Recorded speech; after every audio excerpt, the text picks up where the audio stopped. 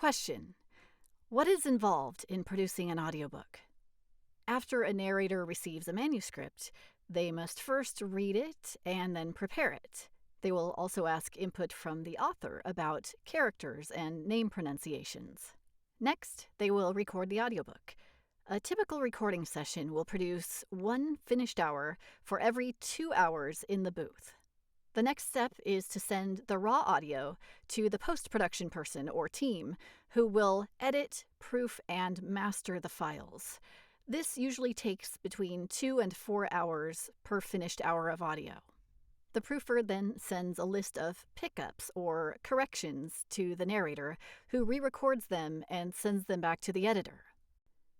The editor then masters the pickups and edits them back into the audio, and then sends them back to the producer in a format that is ready for audiobook distribution.